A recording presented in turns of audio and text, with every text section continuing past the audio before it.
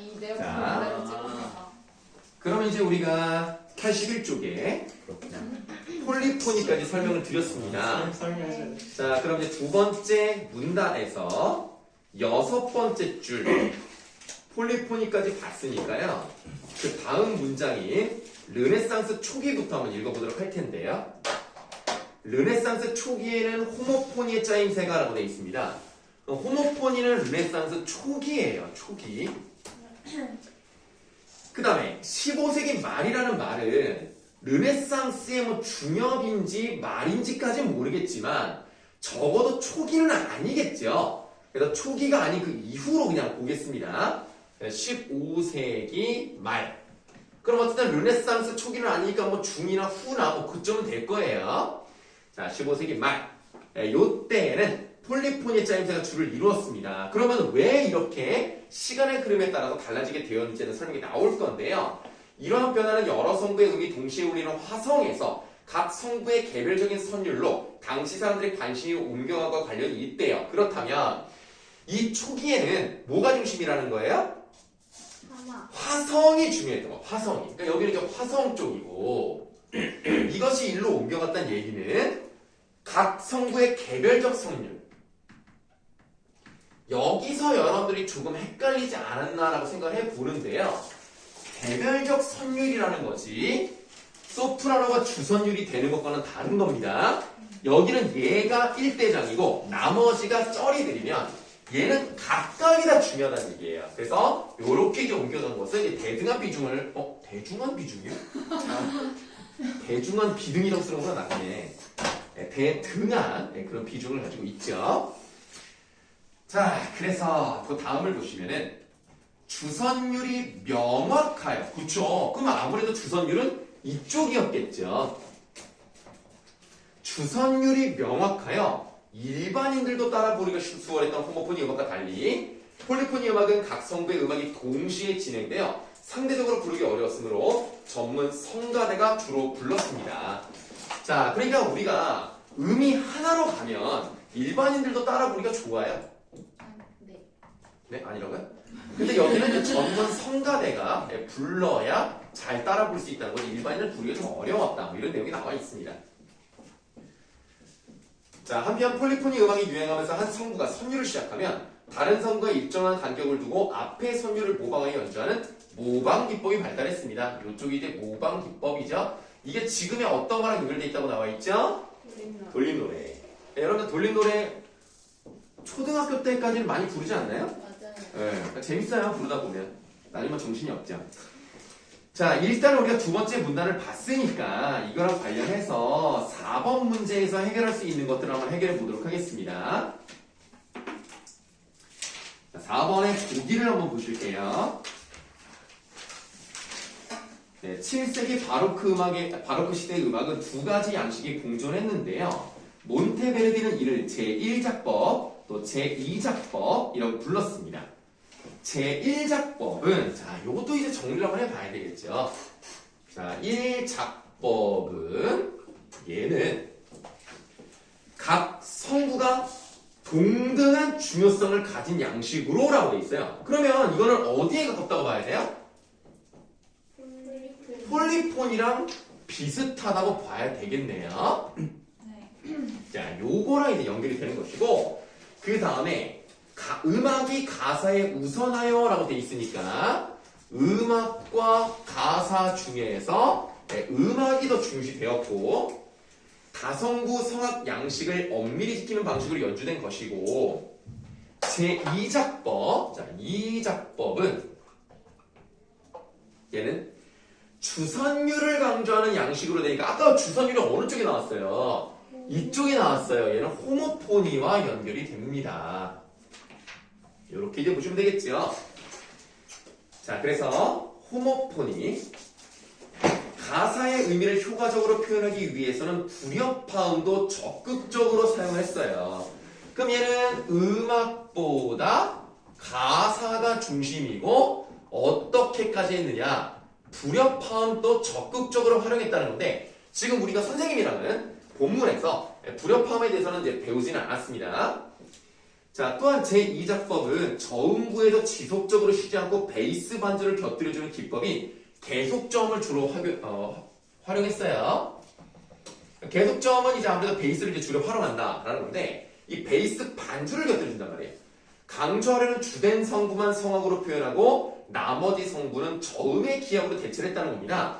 그럼 아무래도 이 작법은 호모폰 쪽이니까 강조하려는 주 선율은 어떤 성부겠어요? 소프라노겠죠? 그럼 아무래도 베이스 쪽은 어떻게 되는 겁니까? 노래가 아닌 기악으로 대체했을 가능성이 있겠구나 라고 생각하시면 되겠습니다. 자, 그러면 일단 우리가 4번의 문제를 해결해 봐야 되겠는데, 지금 보니까 할 수 있는 것이 뭐가 있느냐? 2번은 답이 아니라는 게 나왔네요. 3성부나 4성부 음악에서는 소프라노 성부는 바로크 시대 제2작법에서 기역성으로 대체되는 경우는 없었을 겁니다. 왜냐하면 소프라노가 주선율이니까요. 2번은 답이 아니라는 걸 확인해 볼 수가 있겠죠. 그 다음에 5번 보기도 한번 해결해 볼게요. 바로크 시대 제2작법은 여러 성부의 음이 동시에 울리는 화성에서 각 성부의 개별적인 선율로 관심을 옮겨갔다. 그러면 여기 화성을 중시하는 데에서 개별적 선율을 갖다면 폴리포니 쪽으로 가야 되는 건데, 오히려 제2작법은 뭐예요? 호모포니 쪽이기 때문에 관련이 없습니다.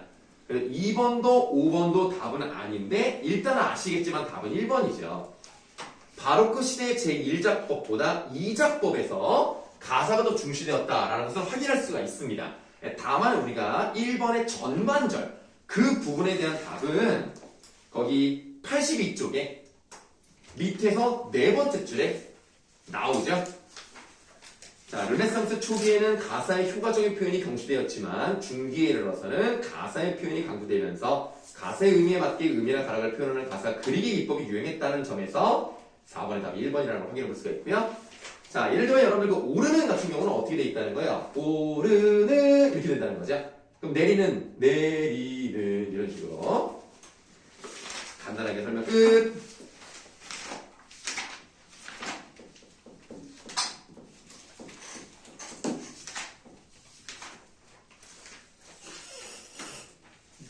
국정학생들은 워낙 공부를 잘해서 뭐 쉬운 거는 다 잘 맞춰가지고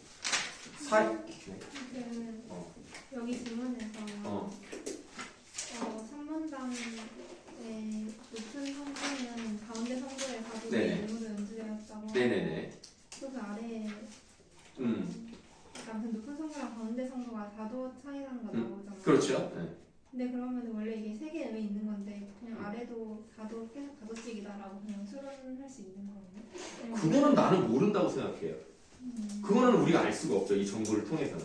그러니까 높은 성부와 가운데 성부는 4도라는 건 알 수 있지만 이 푸브르동 같은 경우는 6도 또는 8도니까 짐작을 할 수 있거든요. 그러니까 8도고 여기가 8도면 여기에서 이제 4도 내려가니까 4도 여기랑 여기랑 차이는 대충 알 수 있죠. 무슨 말인지는 알죠?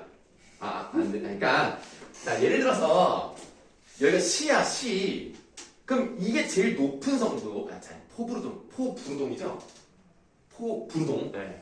아까부터 계속 발음을 포르부동 막 이런 식으로 다른 발음 잘못해가지고 포부르동 같은 경우는 어떻게 기보를 하냐면 제일 높은 것과 제일 낮은 것을 기보를 하죠. 가운데를 안 하죠. 근데 예를 들어 높은 성부가 시였어요. 근데 가운데 성부를 4도를 내리잖아요. 그럼 시부터 시작이죠. 시, 파, 뭐라는 거야? 시파래. 자, 시, 라, 솔, 파 이렇게 되겠죠. 그러니까 4도 내리니까 이거 파가 가운데가 된다는 건 짐작할 수 있어요. 그건 그대로 나와요. 근데 문제는 포부르동은 어떠냐면 6도, 8도로 돼 있단 말이야. 아까 그랬잖아요. 6도 또는 8도 음정인 두 성부만 적혀 있잖아요. 그러면 여기 시에서 8도가 내려가면 지금 이게 4도 내려갔으니까 시, 라, 솔, 파, 미, 레, 도, 그 다음 시. 맞죠? 요렇게 아래에 있는 시, 요렇게 되든지 아니면 여기서 이제 두 개를 다시 올라가면 레가 되겠죠? 요 둘 중에 하나가 제일 낮은 성부겠죠? 6도 또는 8도니까. 그러면 이거는 여기 가운데랑 여기랑 어느 정도 차이가 나는 것을 짐작을 할 수 있어요. 여기 이렇게 되면 이제 3도 차이가 나는 것이고 요렇게 되면 5도 차이가 나는 것이죠. 요 포브르동을 알 수가 있는데 파버드는 설명이 안 돼 있기 때문에 맨 밑에가 얼마인지 몰라요. 이 글만 봐서는.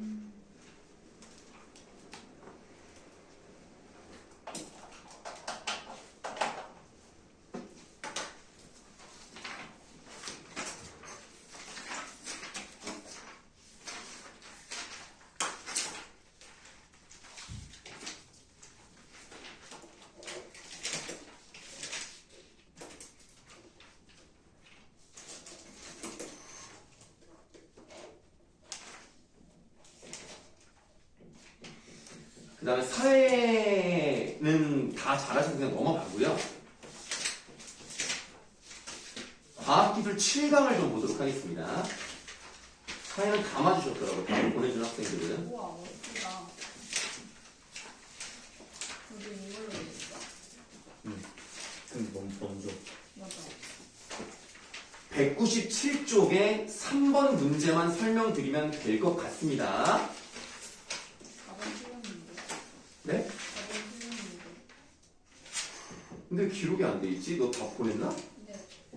근데 저 스스로 알았으니까 괜찮아요. 어? 왜 표시가 안 돼 있지 근데? 유심히 봐. 절대 너를 소홀하게 생각해서가 아니라. 아, 네네. 네. 197쪽에 3번을 보시면은 보기에 나와 있는 별표 첫 번째 걸 보도록 하겠습니다. 아, 좀 지워야 되겠구나.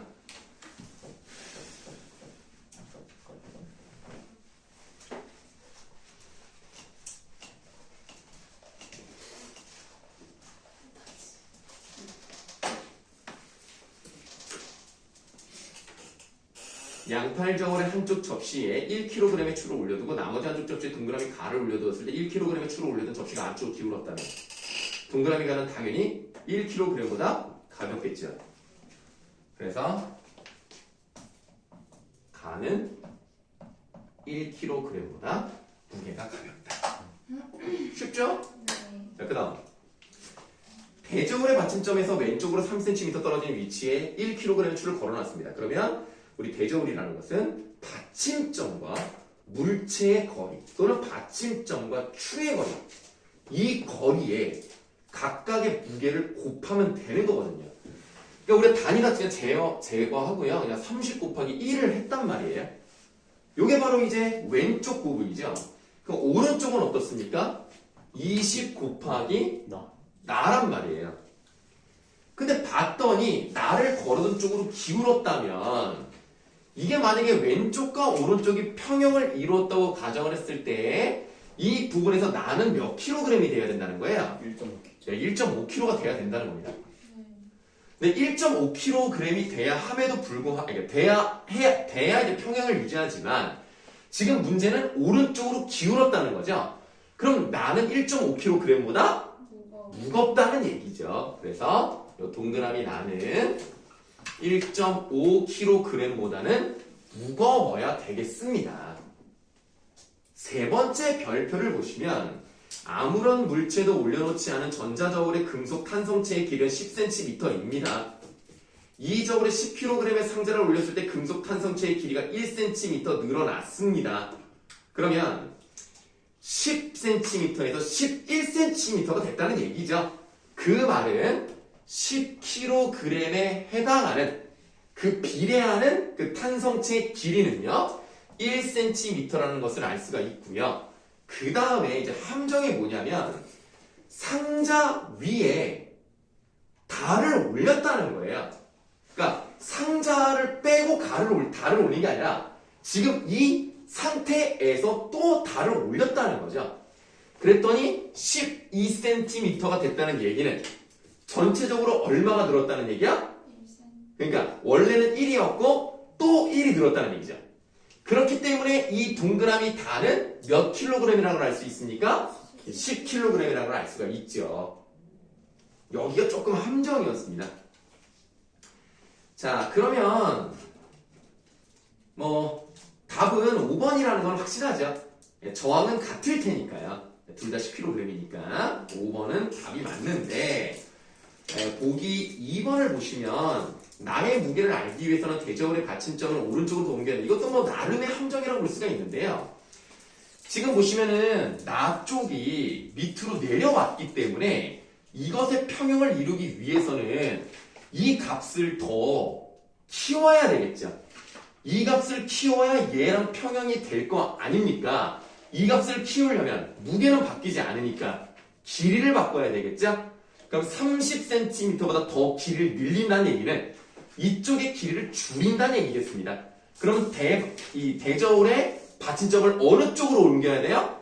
오른쪽으로 옮겨야 왼쪽의 길이가 늘어나고 오른쪽이 짧아지겠죠. 그래서 오른쪽으로 옮기는 게 맞겠습니다. 그럼 3번에 2번은 맞으니까 답이 아니죠. 자, 뭐 과학기술 쪽에서 질문 있으시면 하세요. 3번에 4번. 네네. 아니, 이거는 좀 당연한 게 뭐냐면, 우리가 지금 읽지 않았습니다만, 스트레스라는 것은 압력이랑 같은 거예요. 요 스트레스, 그러니까 압력이 가해지면 가해질수록, 당연히 스트레인, 그러니까 다시 말하면 그 길이의 변화를 하겠죠? 탄성금속체의 이제 길이의 변화량이 늘어난다는 겁니다. 그러니까 압력이 커지면 여기 늘어나는데, 그러면, 가를 올린 전자저울에 가를 올린다. 그럼 압력이 더 커지는 거예요. 무게가 더 늘어나니까. 압력이 커지면 길이의 변화량을 할 수 있는 스트레인이 커질 수밖에 없는 거죠. 그러니까 4번은 맞죠. 다른 질문.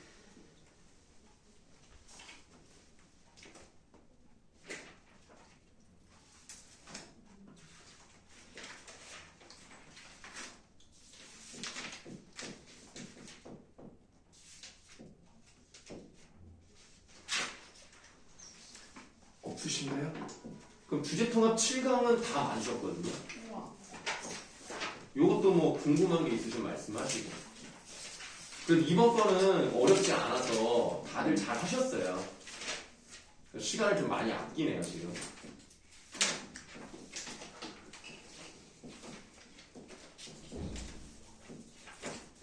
쌤, 네? 오늘 영혼이 없어요. 아니에요, 영어는 있어요. 지금 본질력 자아를 잃어버린 것 같아요. 초콜릿 드실래요? 나 먹을래. 아, 정아쌤 누가 주는 거 잘 안 먹으니까. 아유, 감사합니다. 오늘 12시. 아우, 고맙습니다. 아우. 근데 시험 기간인데 오늘 한 반에 두 학기. 나 10시부터 1시까지 한 번도 못 쉬었어.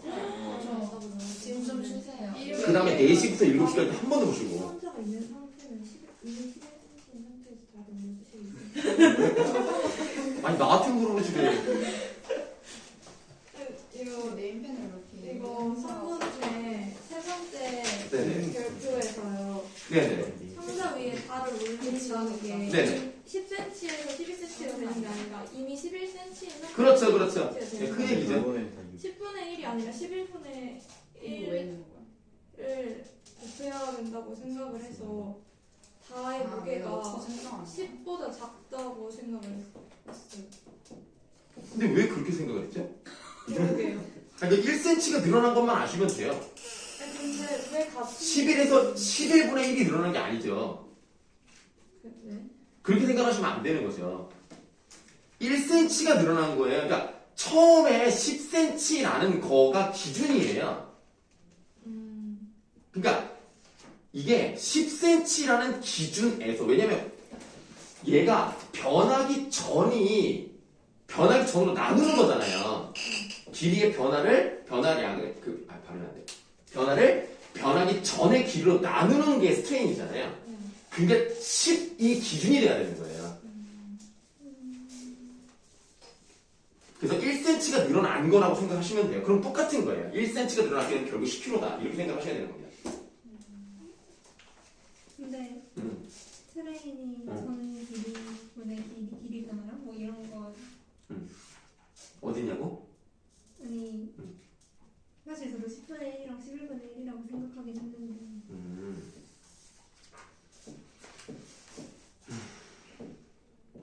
그러니까 지금 그렇게 말씀하시는 것들은 왜 맞지가 않냐면, 그러면 변하기 전에 길이라는 것 자체가 매번 달라진다는 거거든요. 기준이라는 게.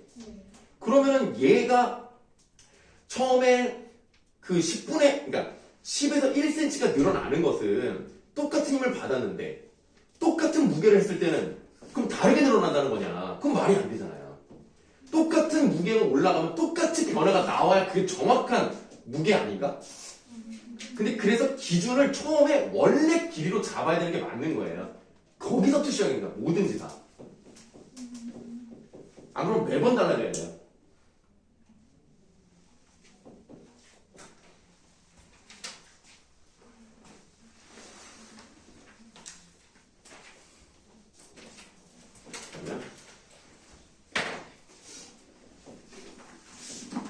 우리가 문학은 어디가 문제였지?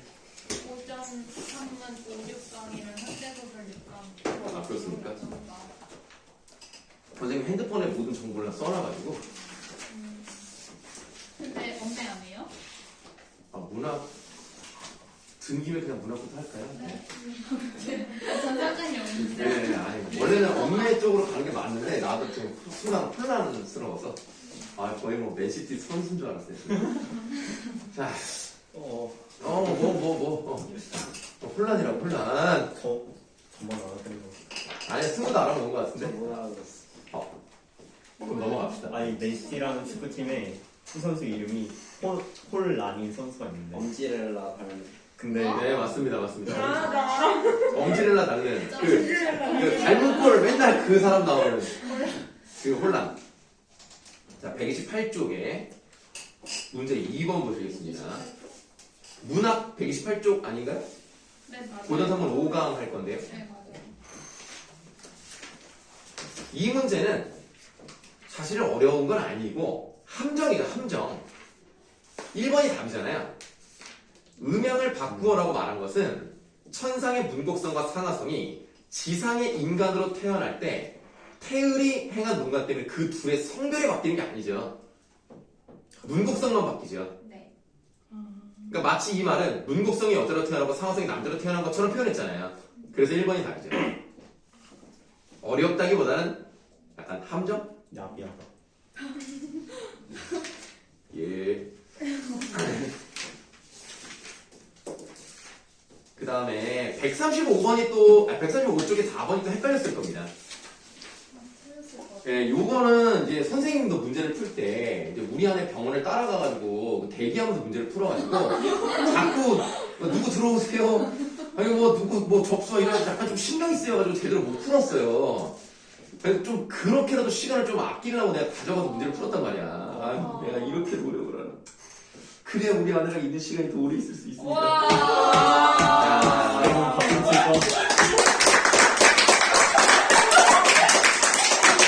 앞에서 원장님 들으면 진짜 오르시겠다. 자, 그래서 되게 문제가 안 풀리더라고요. 그만큼 좀 어려웠습니다. 어려웠는데 일단 정도라는 것은 원칙을 지키는 거예요. 그러니까 쉽게 말하면 춘향이 같은 경우는 정도가 뭐예요? 고문을 당하고 죽을 때까지 무조건 이몽룡만 찾는 것이 진정한 정도의 열이죠. 이런 게 정도란 말이야. 만약에 권도를 행했으면 춘향이 같은 경우는 어떻게 해야 돼요? 네 알겠습니다. 수청을 들겠습니다. 하고 수청 들은 척 하면서 도망가는 게 권도죠. 그런데 지금 여기서 조문화가 자기 아들을 결혼시키고 싶단 말이야. 그랬을 때 진채경이 어떤 것을 선택을 했느냐? 일단 부모님을 살려야 되잖아요. 부모님께 효를 해야 돼요. 하는데 끝까지 부모님의 뜻에 맞게 하지 않잖아. 왜냐면 아버지 입장에서는 어떻게 그런 집이랑 결혼할 수 있느냐라고 반대를 했기 때문에 원칙은 아닌 거예요. 하지만 결국 도망갈 생각을 하고 있었기 때문에 권도 쪽의 효가 해당이 됩니다. 이거는요, 조문화도 알고 있죠. 자기가 의도한 대로 그렇게 됐으니까 제가 마음은 그렇지 않더라도 어쨌든 뭐 잘못된 방향이라 하더라도 그렇게 했으니까 걔는 B 쪽으로 생각을 했을 거예요. 효 쪽은 그게 봤을 건데 열이라는 것은 남편이랑 관련되어 있는 거잖아요. 이미 정해진 남자가 있단 말입니다. 그 사람과 끝까지 결혼을 해야 돼. 그 원칙을 지키려고 어떤 고생도 다 이겨내려고 한다면 그것은 정도의 열이기 때문에 알파벳 D가 맞죠. 그런데 얘가 결국에는 조문아의 아들과 결혼하는 척을 한단 말이야. 그러면 이거는 사실 진채경 입장에서는 C를 선택하는 게 맞아요. 그런데 조문아 입장에서는 C를 선택했다고 했다면 조문아 입장에서 이거 언젠가 도망가겠네 라고 생각하지 않겠습니까? 그래도 C가 아니라 D라고 생각을 했겠죠. 네? D요, D. 어디야? 유이야. 진짜. 설명 열심히 했는데 지금 135쪽에 그 표 설명하고 있잖아요. 네, 그러니까 이 조문아 입장에서는 얘가 마음이 있어서 자기 아들과 결혼할 거라고 생각했단 말이야. 그러니까 얘는 정도를 선택했다라고 생각했겠죠. 안 그랬으면 처음부터 잡아가서 어떻게든 결혼을 시키려고 했겠지. 믿었다는 얘기는 권도라고 생각하지 않았을 겁니다. 그래서 4번의 답이 4번인 거예요. 요게 조금 많이 헷갈렸을 겁니다. 네. 그래서 조문아의 아들과 결혼할 거라고 믿었기 때문에 권도를 선택했다고 생각하면 안 되겠죠.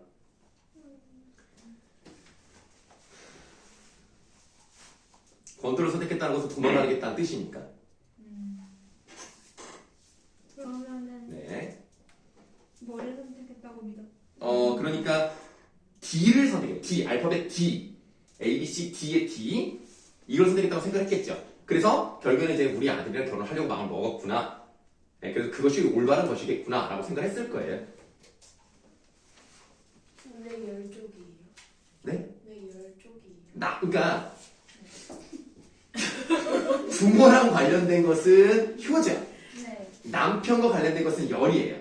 네, 그러니까 조문아의 아들과 결혼하는 것은 열 쪽으로 가야 되겠죠. 효는 관련이 없어요. 결혼하는 것 자체는. 네. 예, 부모님을 살리기 위한 것은 효고 결혼하는 것은 열로 본다면 그래서 정도를 선택했다라고 생각했기 때문에 조문아가 안심을 하고 있었다라고 해석을 하겠습니다. 그러니까 B와 C 대신에 생각은 D라고 보시면 돼요. B와 D지. B와 D. 조문아 입장에서는 B와 D를 선택했다고 생각했을 겁니다. B는 그렇네. 조문아는 그렇겠죠. 그러니까 진채경 입장에서는 B와 C겠죠. 아니야? 네. 진채경은 B와 C를 선택한 거잖아. 네. 둘 다 속이려고 했던 거니까. 근데 조문아 입장에서는 속은 거니까 B와 D를 선택했다고 믿었겠죠. 저는 A와 D라고 생각해서. 그러니까 궁극적으로 채경이 부모를 지키기 위해. 네네. 그러니까 부모를 지키기 위해서 올바르지 않은 걸 선택한 거잖아요.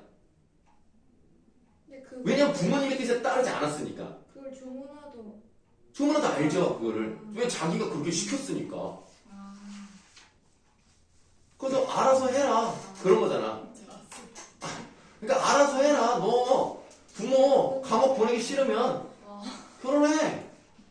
그래서 자기가 생각해도 이거는 올바른 건 아니잖아요. 그건 자기도 알죠. 자기가 시킨 거니까. 그러면 이거는 B를 선택한 게 맞죠.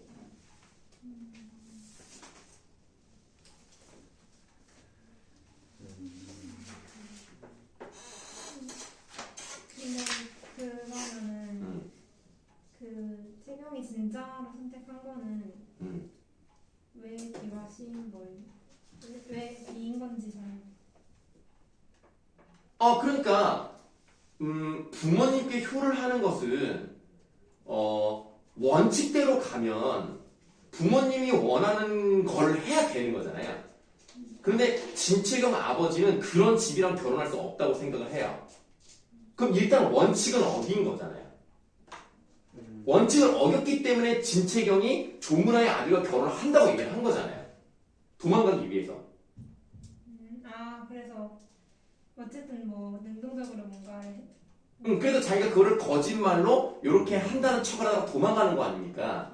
그러니까 원칙을 따르거나 약간 우회 도로를 통해서 효를 실천하려고 했다는 점이 건도라는 거예요.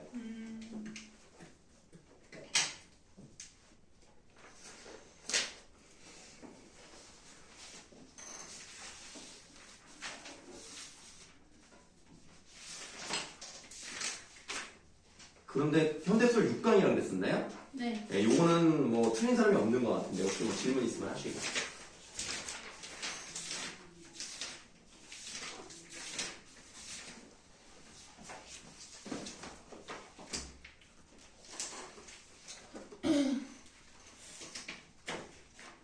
그리고 오늘부터는 이제 한동안 엄매 숙제는 안 나갑니다. 네. 엄매는 뭐 시험이랑 직접 관련이 없으니까 일단은 좀 여기는 좀 쉬시고 대신에 다른 숙제가 나갈 거예요.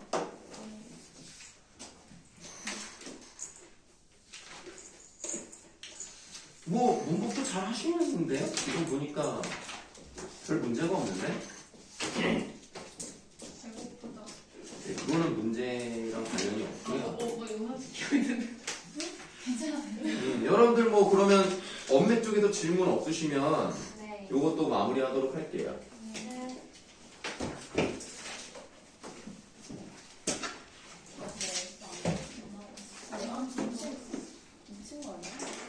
지금 우리가 저번에 곡선, 화, 음가 간단하게 설명하고 내용 안 들어갔죠? 네. 네, 그럼 그거를 좀 들어갈게요. 일단 곡선화 음가까지는 시험법에 들어갈 것 같으니까 네, 요거는 좀 넣도록 지금 하도록 하겠습니다. 고전 시간. 네, 고전 시간 7강 곡선, 화, 음가 좀 하다가 쉬는 시간 드리도록 할게요. 아, 그리고 이제 오늘부터는 여러분 시험범위에 해당할 것으로 예상되는 문학 부분하고 독서는 뭐 정해지진 않았죠 아직? 시험 범위요? 네. 정해졌어요. 졌어요 어디까지? 사회문화, 아니 인문예술과 절반 사회문화, 육강까지 육강까지. 숙제를 근데 9강이 있어요. 인문예술 9강. 인문 1에서 인문 1에서 6하고 9까지 하고 사회문화 1에서 7 1에서 7 그리고 그 다음에 과학기술 1에서 7 네. 주제통합 1에서 6 오, 얘는 왜 또 1에서 6이야? 그 주제통합은 쌤이 나간 게 없어요. 인문예술 9랑 사회문화 6이랑 과학기술 6이랑 그렇게만 나가고 나머지는 다 숙제였어요. 숙제인데 그걸 다시 과제 풀이 해주시면서 그럼 이게 정해졌다 이거죠? 네.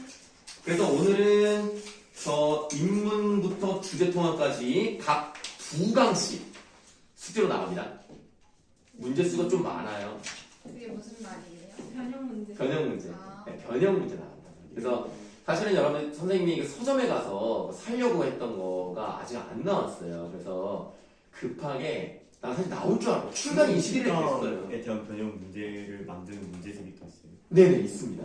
간슬기. 네, 그래서 그 원래 능률에서 나온 거를 하려고 했는데 21일에 출간됐다고 나왔는데 서점에 없어서 못 샀어요. 그래서 다른 거를 그 인터넷 사이트에서 선생님이 다운을 직접 돈을 내고 다운을 받아서 거금을 좀 투자했습니다. 우리를 위해 박수!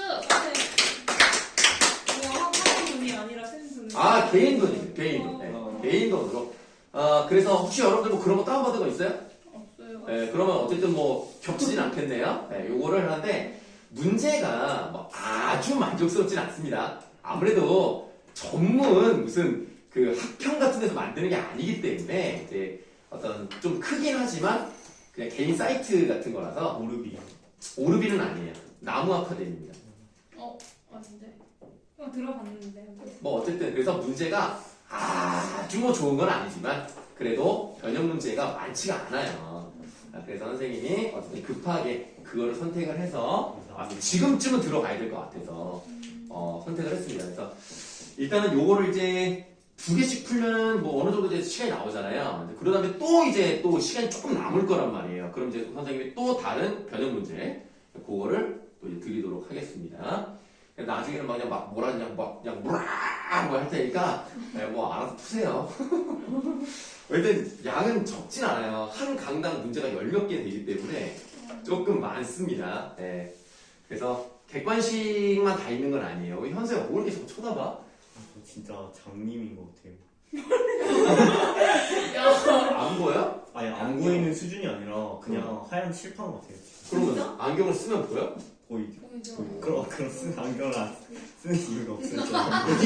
눈이 너무 나쁘면 안경을 써도 뭐 이렇게 잘 안 보인대. 근데 진짜 나도 뭔가 약간 흐릿흐릿한데 그냥 글씨가 있다고 근데 생각해요. 검은색만 있어. 그러면 어쨌든 곡선 화음가 가도록 하겠습니다.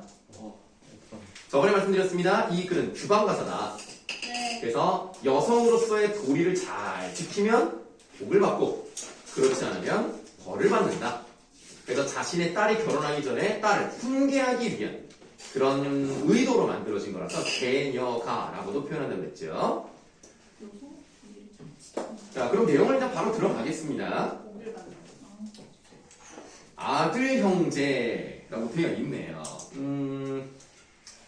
아들 형제에서 꺽쇠 한번 열어볼게요. 아들 형제 진사급제 가문도 혁혁하다.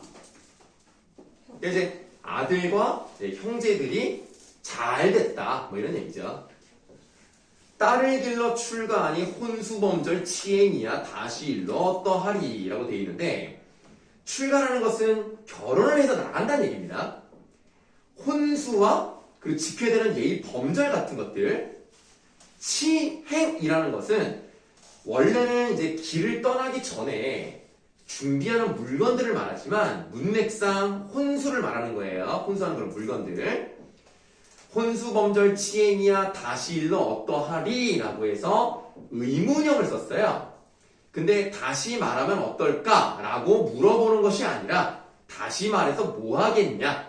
라는 뜻은 그만큼 혼수를 잘 차려줬다 라는 뜻이라고 보시면 되겠습니다. 그래서 한마디로 자기가 그렇게 잘하고 있다라는 얘기예요. 자기가 노력해서 이 집안의 남자들은 급제를 잘하고 또 자기가 또 잘 길러서 혼수도 예의에 딱 맞게 격식 차려서 잘했다 말할 필요가 없다. 자, 그래서 이제 구체적으로 혼수를 어떤 것을 했는지를 이제 보여주는 건데요. 추나추동 사철의복. 자, 사철의복 괄호하세요. 이런 걸 준비했다는 건데 너의 생존에 유족하다. 그러니까 너가 평생 살아가는 데 있어서 부족함이 없게 다 준비했다. 바느질의 친선체명. 친선체도 괄호하시고요. 요거 이제 비단 같은 거예요. 비단. 친선체까지요? 친선체. 이 세 글자. 딸한테 말하는 거. 딸한테 말하는 거예요.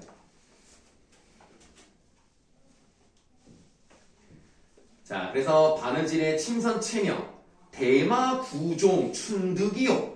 아, 참 설명할 게 많은데요.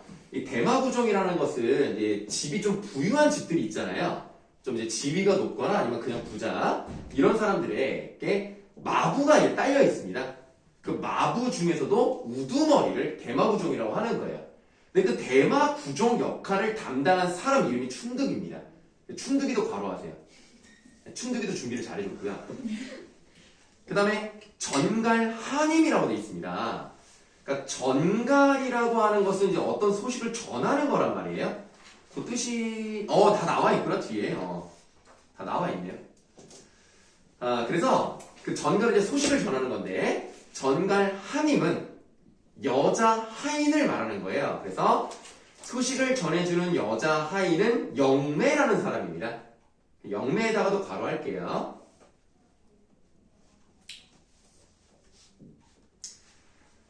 자, 이렇게 남녀노비를 잘 갖추었으니 이것뿐만 아니라 전다, 농사를 지을 수 있는 땅도 줘야 되겠죠. 어떤 땅을 주냐면 대한불가, 그러니까 가뭄이 있어도 마르지 않는 좋은 전답. 자, 좋은 전답도 괄호하세요. 그러니까 논밭도 이제 물려주고요. 300석 받는 추수. 어이구, 뭐 땅이 뭐 좋아가지고 300석은 그대로 추수를 잘할 수 있는 정도의 크기라고 보시면 되겠습니다. 동도지, 동도지 괄호하시는데 동쪽에 있는 도지라는 뜻이에요. 근데 도지가 뭔지는 알아야 되겠네요. 도지는 소작인들에게 빌려주고 그 세금을 받는 땅을 말합니다. 그래서 이 위에 나와 있는 300석 받는 추수도 있고 그런 땅도 있고 그거 말고도 또 도지가 있는데 거기서 이제 5천 양은 요용소치 유여하다. 아, 일이 너무 해석할 게 많은데 이거는 해석이 안 돼 있죠. 자, 그래서 이건 뭐냐면 동도지, 그러니까 도지를 줘서 어느 정도 세금을 소작료를 받을 거 아닙니까? 그런 걸 이제 많이 받을 수 있고요. 요용소치라고 하는 것은 필요한 것에, 요 정도로 해석할게요. 필요한 것에 돈을 쓰는 것이 부족함 없다 정도로 해석할게요. 그래서 도지를 줘서 5천냥을 받으면 필요할 때 쓸 돈이 부족함이 없다. 요 정도로 해석합니다. 어렵네. 필요할 때 쓰는 돈이 부족함이 없어요? 네네네. 그리고 이제 꺽쇠 받아요. 그럼 일단 돈이 많죠. 여유 있는 재산을 자랑하고 있어요. 여유 있는 재산. 그 다음에 우리 집이 이런 집이야. 자기 집안의 위세. 이러한 것들을 어떤 표현법을 통해서 나타내고 있습니까? 열거법. 좋습니다. 열거법이 사용이 되었습니다.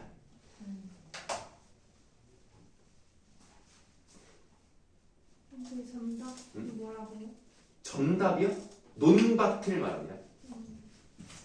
전답인들은 소작인을 말하는 거죠? 네, 뭐라고요? 전답인들 아니 주자 사람 인자가 아니라 그냥 아니, 그게 아니라 전답이라고 해서 안 주겠느냐? 아. 전답도 주겠다라는 거죠.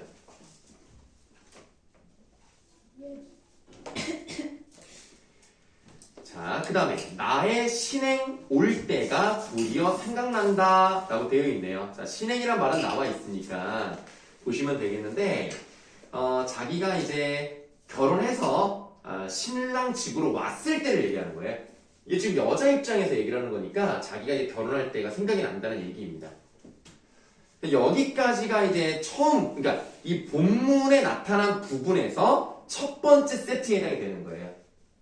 근데 여기까지를 한번 줄을 쭉 거서 나눠볼까요? 하나, 둘, 셋, 넷, 다섯, 여섯, 일곱, 여덟 줄까지가 이제 하나의 세트입니다. 그래서 우리가 이제 저번 시간에 말씀드렸던 게 첫째 부분은 내가 이렇게 어려운 집을 경제적으로 세우고 그 다음에 과거 국제도 잘하게 내가 내조를 잘했다는 내용이 이 앞에서부터 시작을 해가지고 여기까지 온 거예요. 본문이 원래 앞에가 200줄 정도가 있어요. 여기는 이제 203번째 줄부터 시작을 하는 거라서 이 앞부분을 포함해서 여기까지가 이제 그런 내용이 나타났다라고 보시면 되겠습니다. 자, 일단 여기까지 하고 쉬는 시간 갖도록 할게요.